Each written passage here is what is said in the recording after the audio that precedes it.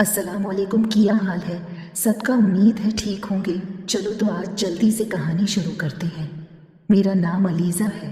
मेरे वालिदैन ने मेरी तरबियत इन खतूत पर की कि अगर कुछ गलत या नाहक होता देखूं तो मुझे ज़रूर कुछ न कुछ करना चाहिए।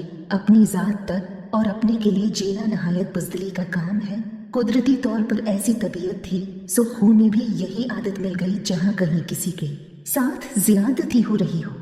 सब कहते अलीज़ा होती तो ज़रूर कुछ न कुछ करती, बाकी सब तो खामोश तमाशाई बने खड़े रहते।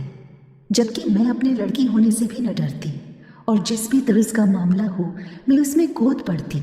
मगर शायद मेरे रब की तरफ से मुझ पर ख़ास इनायत थी कि कभी किसी बड़े मसले में न पड़ी। खैर, इसी दौरान जाने कब मैं किसी अजीब से इंसान की नज़र में आ गई और बस वहीं से मेरा बड़ा वक्त शुरू हो गया। मैं 15 साल की थी जब मेरे लिए रिश्ते आना शुरू हुए। वजह मेरी खूबसूरती और खुश अखलाकी थी। कई रिश्ते आते और ऐसे ही वापस चले जाते क्योंकि मेरे माँ बाप को वो गौहर नायाब नहीं मिल रहा था जिसके वो इंतज़ार में थे, या जो उन्हें मेरे शायान शान लगता। कुछ वो मेरी पढ़ाई ख़त्म होने के इंतज़ार में थे, इसलिए सबको खाली हाथ ही लौटा देते। उन्हीं दिनों एक शख्स का रिश्ता बार बार आने लगा। कभी कहते कि 10 साल तक भी इंतज़ार कर लेंगे, बस अभी मंगनी कर दें।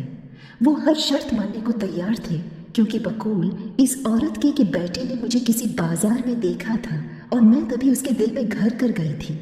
वो जब से जद बांधे बैठा था कि शादी करेगा तो बस मुझसे वरना नहीं। इस रिश्ते में कोई खामी तो नहीं थी, लेकिन मेरे अबा को वो लड़का बहुत जुनूनी सा लगा जो अभी से इस हद तक जा रहा था। ऐसे जुनूनी को अपनी नाजुक कली देने से आबा ने साफ इनकार कर दिया और फिर उनके इस इनकार को कोई भी हाँ मैं नहीं बदलूं ई सका। उनकी इस बात पर मैं भी काफ़ी खुश हो गई क्योंकि वो इंसान मुझे खुद भी ज़ाती तौर पर पसंद नहीं था। बस मैं खुलकर इजहार नहीं कर सकी, लेकिन शायद मेरे बाबा ने मेरा दिल पढ़ लिया था।